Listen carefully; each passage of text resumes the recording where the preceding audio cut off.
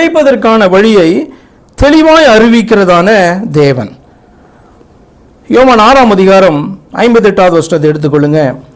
மெய்யான இயேசுவோடு ஐக்கியப்படுவதுதான் ஒரே வழி. இன்னைக்கு ஃபர்ஸ்ட் பார்த்துட்டு இருக்கோம். நம்ம பிழைப்பதற்கான வழியை ஆண்டவர் எப்படி சொல்லிக் கொடுக்குறாருன்னா தெளிவாக சொல்லிக் கொடுக்குறாரு.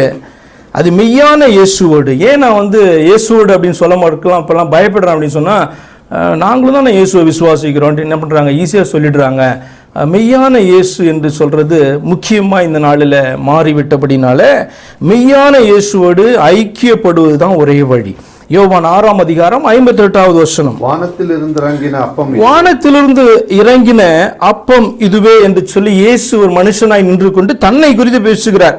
நான் வானத்திலிருந்து இறங்கினேன், என்னுடைய சரீரம் தான் உங்களுக்கு அப்பமாய் இருக்குது. இது உங்கள் பிதாக்கள் புசித்த மன்னாவை போல அல்ல, அவர்கள் மரித்து போனாங்க. இந்த அப்பத்தை புசிக்கிறவனோ என்றென்றைக்கும் பிழைப்பான் அப்படின்னா ஆண்டவர் சொல்றார். அப்படின்னா என்ன அர்த்தத்தை குறிக்குதுன்னா, இதில் என்ன விசுவாசிக்கணும் ஜனங்க அப்படின்னா, திருவிருந்து எடுத்தா அவன் பிழைச்சிருவான், கம்யூனியன் ஹோலி கம்யூனியன் எடுத்தா பிழைச்சிருவான், அப்படி கிடையாது.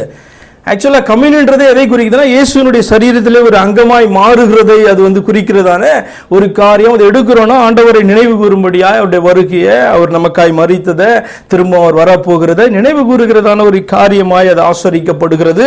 நல்லது. ஆனால் என்ன இங்க ஆண்டவர் சொல்றார், வானத்திலிருந்து இறங்கின அப்பம் இதுவே என்று சொல்லி தன்னை குறித்து பேசுறாருன்னா என்ன தெரியுமா அர்த்தம்?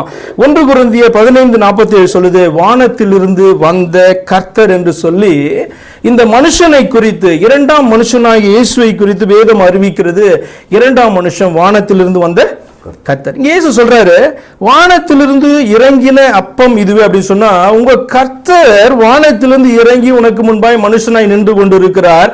விசுவாசி, அவர் தன்னுடைய சரீரத்தை உனக்காக ஒப்பு கொடுக்க போகிறார், நீ விசுவாசி என்று சொல்லி ஆண்டவர் சொல்றார். அப்ப வானத்திலிருந்து இறங்கின அப்பம் இதுவே. இந்த மன்னா உங்க பிதாக்கள் புசித்ததை போல அல்ல, இதை புசிக்கிறவன் பிழைப்பான்னா இது நம்புகிறவன், என்னை நம்புகிறவன். என்ன நம்பணும்? வானத்திலிருந்து என்னுடைய கர்த்தர் தான் இறங்கினார் மனுஷனார் என்று சொல்லி எவன் நம்புறானோ அவன் தான் பிழைப்பான ஒழிய மற்ற ஆத்மா பிழைக்க போறது கிடையாது. ஏனென்று சொன்னால், வேற ஒருத்தர் இறங்கினான்னு சொல்றவங்க ஒருபோதும் பிழைக்க போறது கிடையாது அந்த ஆத்மா. ஏன்னு சொன்ன ஆண்டவர் தெளிவாய் சொல்லுகிறார், வானத்திலிருந்து இறங்கின அப்பம் என்பது இயேசுவை குறிக்கிறது. வசனம் சொல்லுகிறது, வானத்திலிருந்து கர்த்தர் நமக்காக இறங்கினார். இரண்டாம் மனுஷனாகிய இயேசு அது நம்முடைய கர்த்தர் என்று வேதம் பேசுகிறது. வானத்தில் வேறொரு கர்த்தர் கிடையாது. வானத்தில் தேவன் என்று ஒருவரும், தனியாய் கர்த்தர் என்று ஒருவரும் கிடையாது.